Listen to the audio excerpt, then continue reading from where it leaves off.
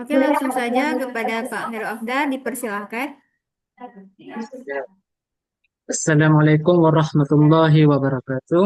Waalaikumsalam warahmatullahi wabarakatuh. Perkenalkan, nama kami Khairul Afdal. Kami berasal dari kampus Darul Hikmah, mahasiswa Darul Hikmah, jurusan Prodi Ekonomi Syariah semester 3. Alhamdulillah alamin. Wassalatu wassalamu ala asyrofil anbiya'i wal mursalin wa ala alihi washabihi ajmain. Amma ba'du. Pertama-tama yang paling utama, marilah kita sambungkan puji syukur kepada Allah Subhanahu wa taala yang mana oleh Allah yang telah menciptakan beribu-ribu nikmat, termasuk itu nikmat iman dan nikmat Islam. Selawat berserta salam tidak lupa juga kepada pangkuang alam yaitu Nabi Muhammad SAW. Yang kami hormati kepada bapak-bapak, ibu-ibu yang ada di room 5 ini, yang kami hormati kepada Bu Moderator. Kami selaku pemateri tidak akan mempanjangkan mukadimahnya lagi dan selanjutnya kita memasuki pemateri.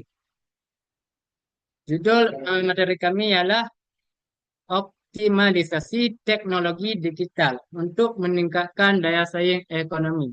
Next.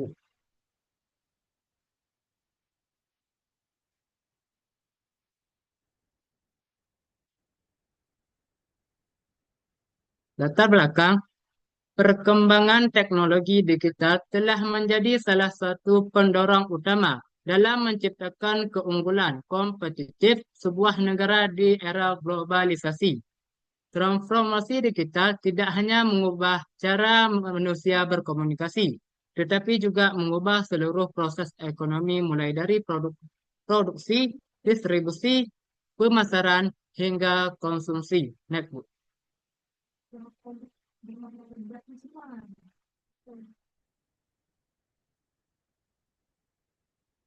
Rumusan masalah, rumusan masalah yang akan dibahas di bawahnya nanti. Next, Bu. Metode penelitian. Next, Bu.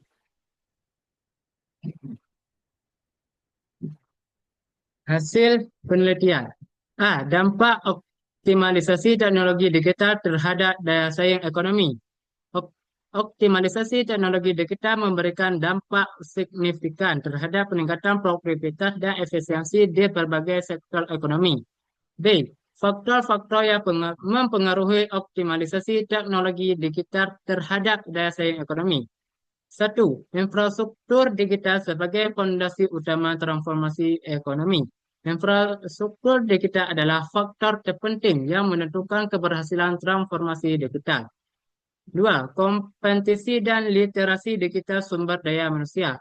Faktor kedua yang sangat menentukan adalah kompetensi digital atau literasi digital masyarakat dan tenaga kerja.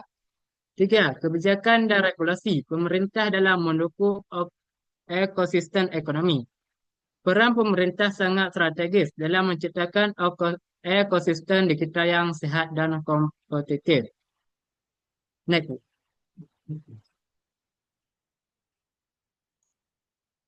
C. Pentingnya daya saing di era ekonomi di era digital.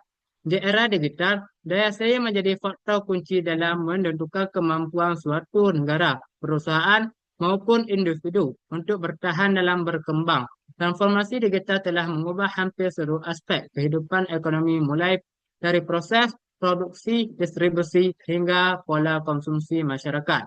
Next.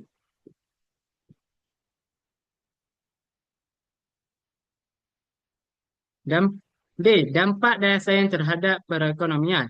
Daya saing memiliki pengaruh yang sangat penting terhadap perkembangan dan stabilitas perekonomian suatu negara.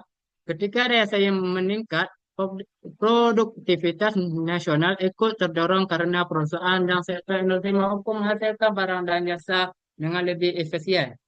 Next, Bu.